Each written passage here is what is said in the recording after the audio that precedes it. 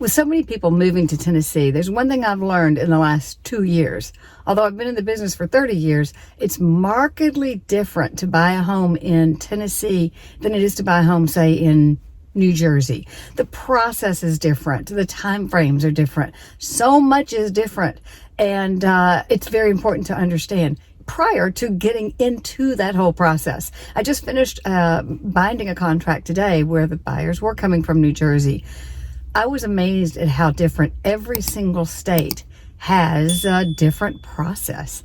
And knowing beforehand what you're going to get into, you ultimately end up having a new home with new keys. But how much easier is it to know the process before you get involved with it? In last week's show, we talked about the first half of the process. We got as far as you found the home that you love and turning over earnest money. When do you do that? How do you do that? For everything that comes before that, be sure to go back and watch last week's show. Today, we're going to talk from earnest money forward to get into closing. Check you on the other side.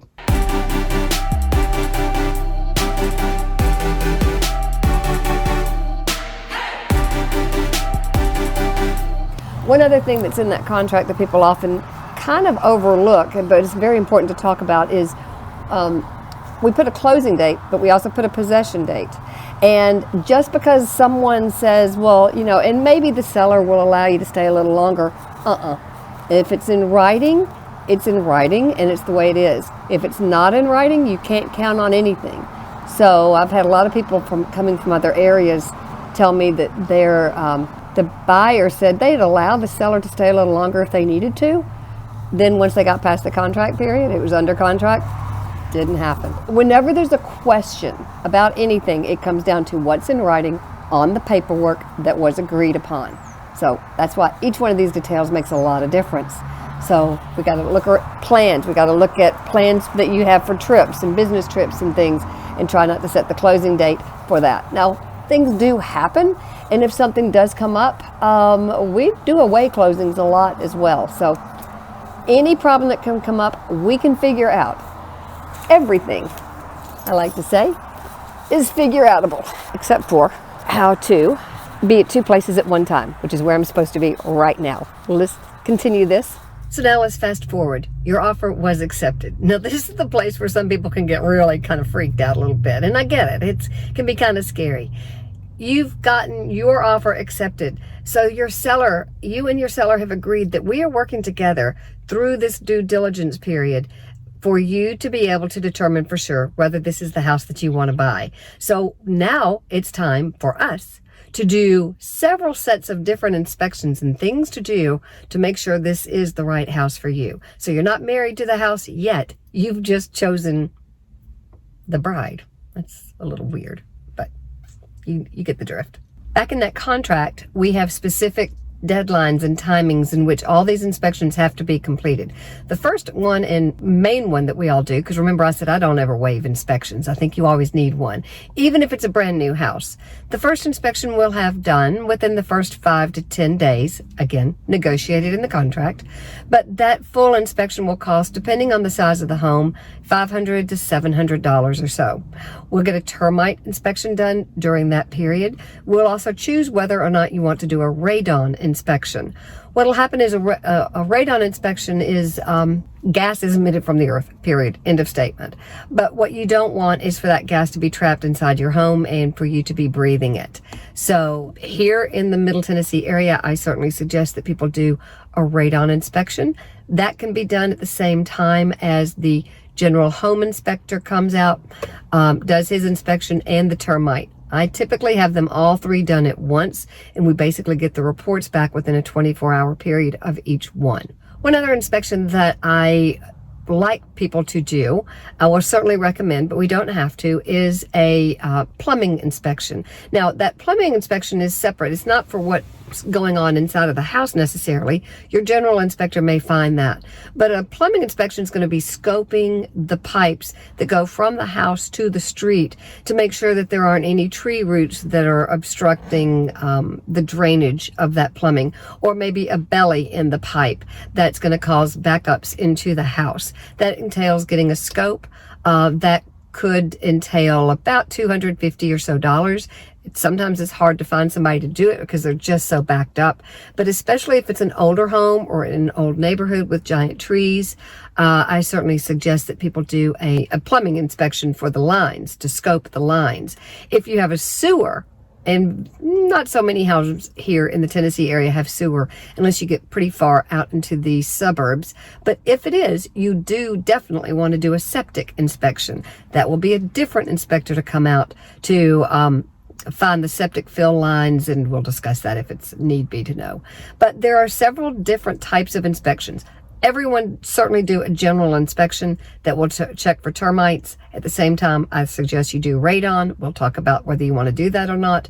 And the fee for that's typically about $175 more. If the inspector finds reason to believe that there is black mold, now there's going to be mold in any home here in the Middle Tennessee area because we're just humid. But black mold is what we're searching for. If the inspector finds reason to believe that there might be that, he may suggest that we have it further inspected, and then we can do that. So based on all of this, whether you it's like an owner's manual of your home. Here's the things to be looking for. Here's some things that are safety hazards. And that's really what we're looking for, is what are some health and safety hazards of this home. We're not trying to nitpick it to death of a chipped paints on the baseboard, that type of thing. We truly are looking for health and safety issues of the home. And then what we'll do is write up a report saying to the seller, because we didn't waive that inspection, remember, to that seller, based upon our inspection, and here are the numbers on the report showing you, we're not making this up, and we'll give them the pictures as well. So now they have knowledge of these issues. And I will guarantee you, they don't already know that there's issues there because they don't want to live in a home that's not safe.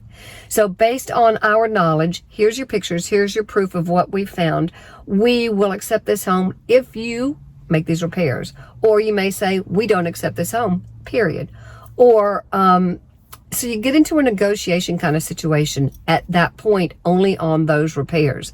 The seller has the right to say, no, I won't make any of them, and you're absolved from the need to purchase the home, and you'll get your earnest money back. Or the seller may say, yes, I'll make those repairs, and so everything's fine. We're going to proceed to the next step. But that can become just that part, no more of the contract, but that piece can become a negotiation based on the inspection.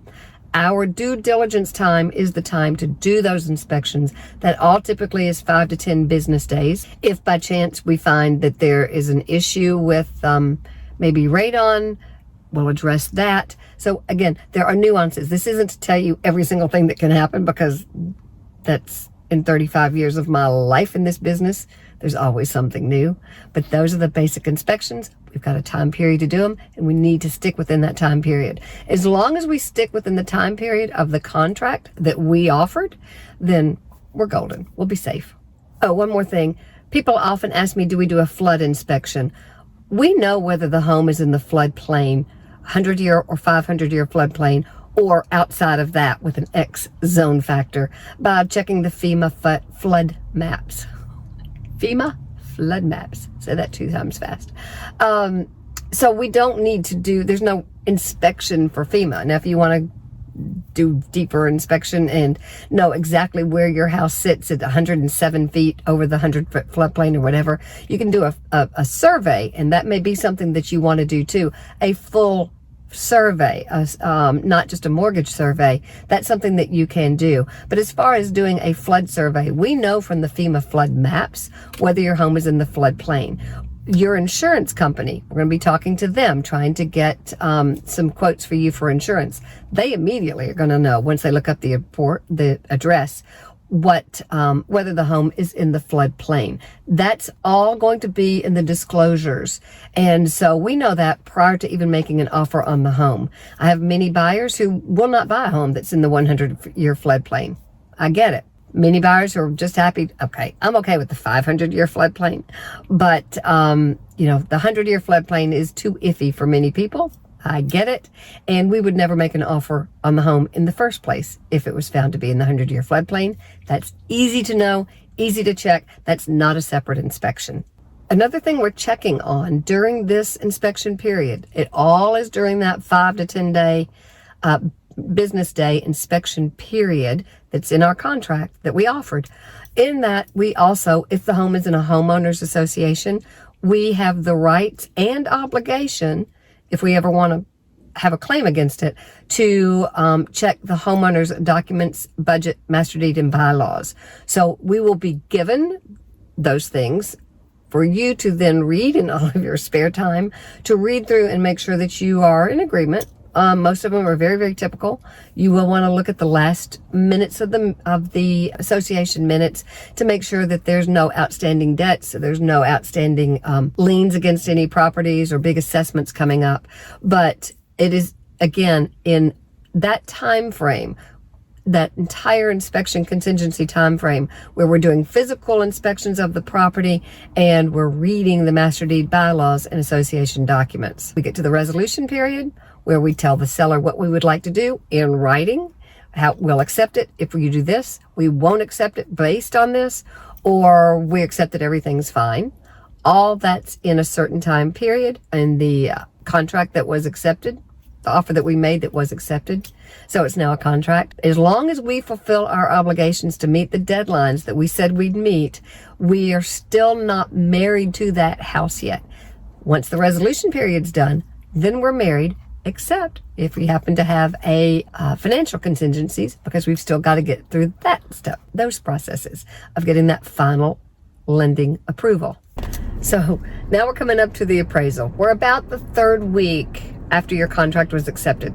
The first 2 weeks was inspections, and then this third week we're coming to the appraisal. Now your lender is going to order that appraisal, and we have no say whatsoever on what lender is used. That's actually a safeguarding. That's why we are not in as nearly as tricky of a lending situation now as we were back in 2008. It's a third party. The lender pulls basically out of a hat an appraiser. An appraiser is going to come out, and based on all recent comparable sales, typically within a mile and a half away as best as possible from this home, he's going to compare this home against homes that have recently closed to come up with an appraisal value.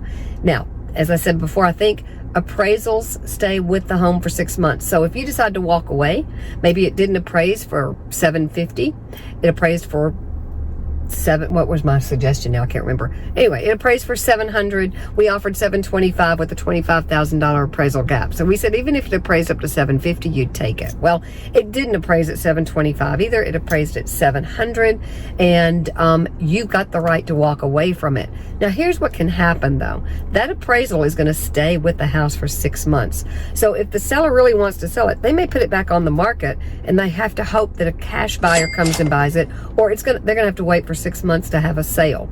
So often what can happen is we can go back to the seller and say, look, it appraised at $700. We offered you the $725.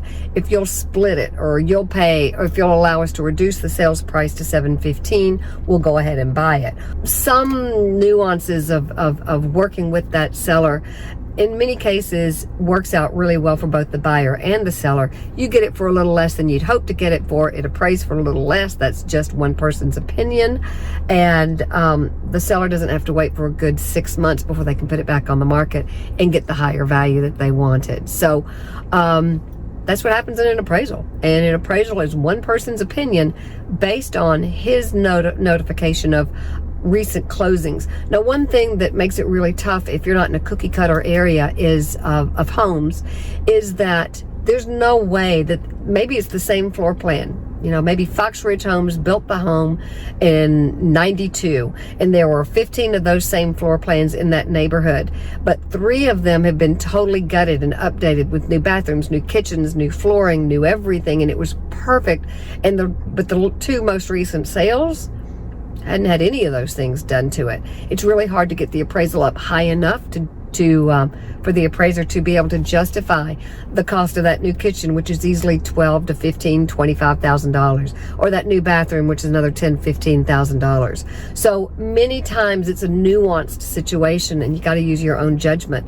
If you only want a house with new bathrooms, new kitchens, updated flooring, all those things in an older neighborhood, he's probably going to be comparing against homes that haven't had those updates.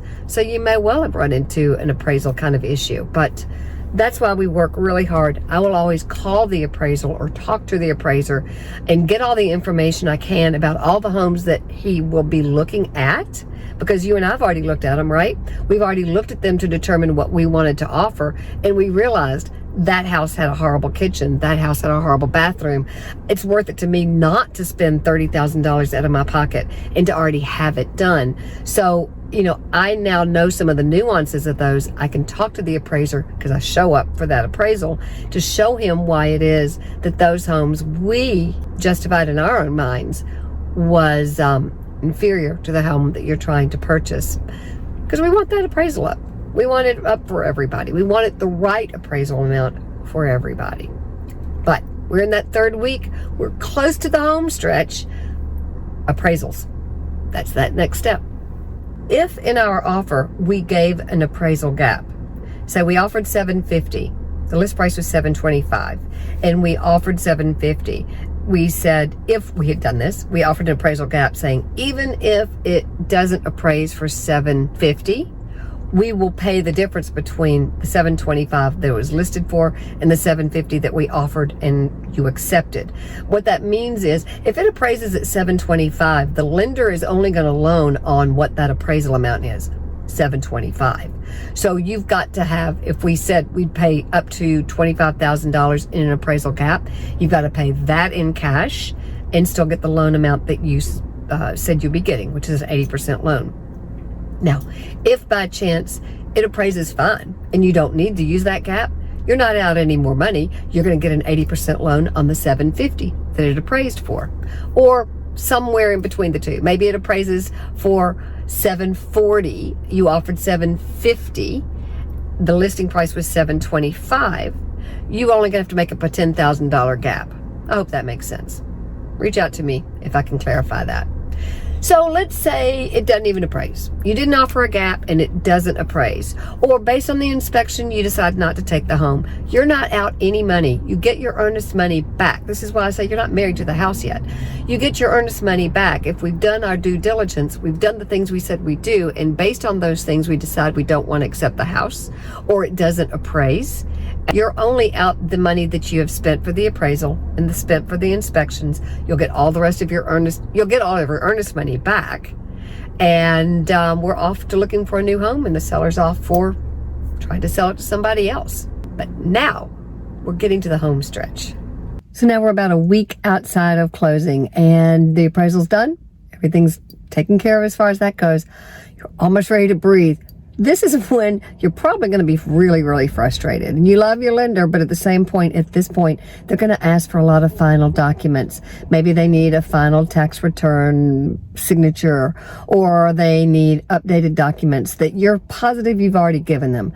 I can promise, if they're asking for it again, either they need to update it, or you thought you gave it to them or they didn't.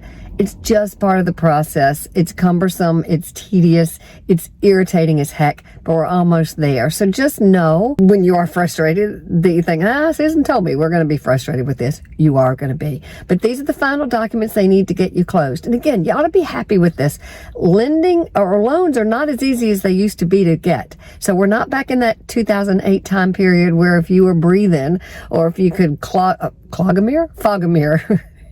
If you were alive, basically, you got a loan. We're not that way. So you're almost there. You're going to get that loan approved. Just know that that's one last thing that's just irritating.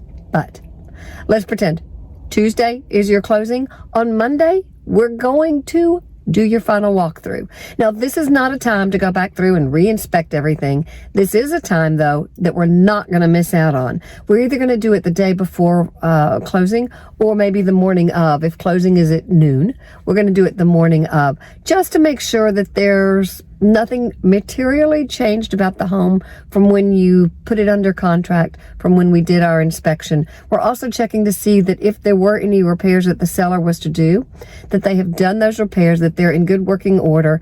If we are taking possession the next day, we're looking to see, or the day of, we're looking to see that, it looks like it's going to be broom clean, at least, and all the furniture is out. Whatever we had negotiated, we're looking to see that that has has been accomplished. So again, if by chance when the movers moved out, they made a hole in the drywall, then, that's something that the seller needs to repair prior to closing. Anything that happens must happen. Anything that needs to happen must happen prior to closing, because once you have closed, once you have funded, once that loan is closed, you own that property, and they may or may not come back. So this is an important step. I'll give you one quick horror story. There was a huge storm the night before a closing that I had last year, and we had done our inspection. There had been no issues, but this huge storm did some hail damage, and the hail obviously did enough damage that we had a leak. There was a leak in the bathroom of an upstairs bathroom. Had we not done the walkthrough prior to the closing on that afternoon, then we would have not had anything to be able to go back to the seller and say, I'm so sorry, but you now have evidence of a leak. We got to get this thing repaired, because you don't own the house yet at that point, and you don't want to make those repairs yourself, but you got to find it before it happens. So we're going to do that final walkthrough. Then we're off to closing. If we did that final walkthrough the day before closing, you also probably have gotten 24 to 48 hours ahead of that the final documentation of all the fees, all the expenses, the exact dollar figure to the penny of the amount that you need to bring to closing. We would have been able to review all the documents to see everybody's paid the things that they negotiated that they would be paying. And exactly the amount that you need to bring, whether you're going to be bringing a cashier's check for some of it or wiring instructions. Now, this is something I want to really caution you about. Never, ever, ever, ever, ever wire money without picking up the telephone and talking to the title company that supposedly sent you those wiring instructions, because there is a lot of mail fraud. That's just all there is to it. So what I always suggest to people to do is, we're going to get the wiring instructions from the lender. I would pick up the phone and call that person. You've been talking to that company already. You know the names, you know the people. We just want to verify before you make any wiring numbers. The bank is also going to do their due diligence to make sure they've got the right numbers too. I wouldn't hesitate to give them the right, correct phone number and person to talk to make those verifications. But we will have the final closing documents. We will be able to review those documents. You will know to the penny of exactly what to spend within 24 hours prior to closing, hopefully 48 hours. And so these last couple of days, there's a little bit to do, and I'm sure you're packing, but we're almost there. Closing day. You're there. You're going to want to show up with your passport, your driver's license. The closing attorneys or title company is going to make copies of your driver's license to verify that you are who you say you are. It's going to take quite a while to sign all the documentation. If by chance you needed to be away for the closing, we can send someone to where you are to do all the signings. And here in Tennessee, once you close, assuming we close and finish everything prior to 3 p.m., then your seller will be funded and you will be able to take possession of the property.